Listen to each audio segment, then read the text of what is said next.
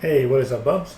I'm Hassan, and you're watching The Basic Concept. In today's video, I'll be blogging about the 2020 stock market crash. I'm going to be talking about some of the things that could be affecting the market in these times, in my opinion, and how times like these can help you understand that even though the economy does help or hurt the market, they are not the same.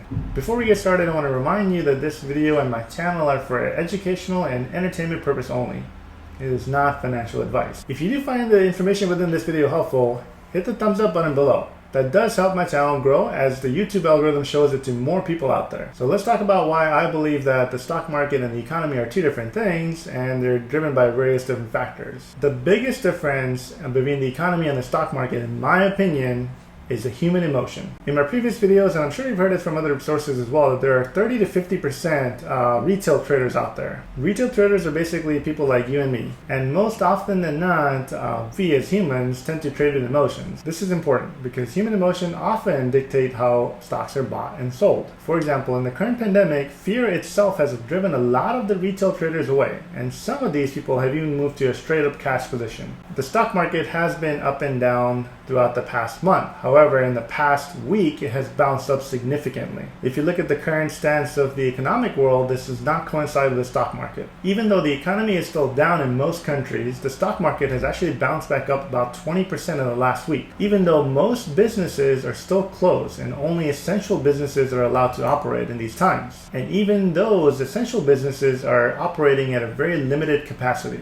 Almost every business, other than utilities, is suffering from some kind of a revenue loss when you're comparing it to before the pandemic. There are several companies that have even cut their dividends or announced that they're going to be cutting it soon. Some of these companies have cut dividends because their dividend model is based on their future profitability in the next coming quarters. But with the uncertain times that we're in right now, they cannot afford to continue paying dividends. And they rather ensure that they have cash on hand so they can do basic functionality in operations such as payroll. Additionally, if you look at the unemployment rate, the economy is suffering from that angle as well. Recently, in the last couple of weeks, the unemployment rate has rose tremendously. I believe the last number was 16 million people that are unemployed in the US. From a percentage standpoint, that is the highest it's been in the last 100 years. So with the economy down, the stock market should be going down as well. Why do I think that the stock market bounced back? In my opinion, RSI plays a little bit of role in the current market stance. If you're unfamiliar with the term, RSI stands for Relative Strength Index. I'm not going to go into nerd mode on this one, but basically what it does, it tells us if the stock is overbought or oversold.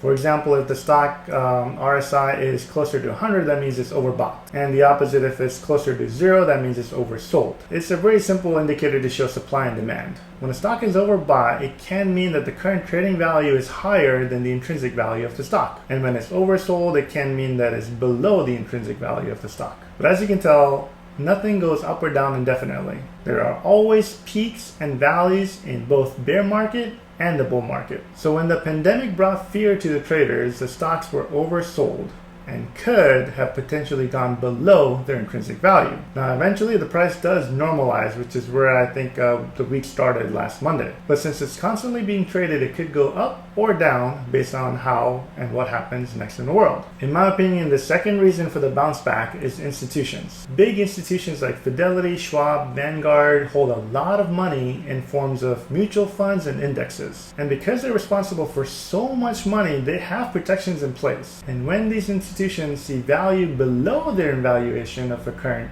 stock or an index, they will take that opportunity and buy those companies at a discounted rate based on their own evaluation. For example, let's say that Fidelity values Apple stock at $290 per share. But since the Apple stock was trading a little bit higher than that, they have bought shares above that valuation as well. So in this downtrend, if they see Apple stock dip below the $290 value, they can go in and buy big chunks of that stock to bring their cost average down. They will and can do this with a lot of the companies that they want in their portfolio. Now, these institutions buying big chunks of these companies surges the market with big orders, and this can help the individual stock or the stock market bounce up. Now, as always with the stock market, there's not a definitive thing. It could also be other factors going on as well. But if you look at the current world events, you'll see that businesses are closed, economies are down, unemployment rates are high, but the stock market bounced back up. So this should tell you that even though the stock market and the economy do help each other or hurt each other and sometimes affect each other in various different ways, They are not the same thing. Now, I'm hoping that this is the end of the crash for several different reasons. One of the main reasons is that I want people to be able to go back to work and be able to make a living and provide basic necessities for their families. But honestly, I have no clue what's going to happen next. But as I've said in my past videos, I am going to personally keep on investing in the indexes that I like and already own. Mainly because this is an opportunity for me to buy them at a discounted price based on my evaluation. And that's going to do it for this video. Leave me a comment below telling me what you think is going to happen next. Also, let me know what you're doing with your investments. If you haven't done so already, consider subscribing. I do bring new videos about personal growth, personal finance, and money every Monday. And as always, thank you for watching. We'll see you next time.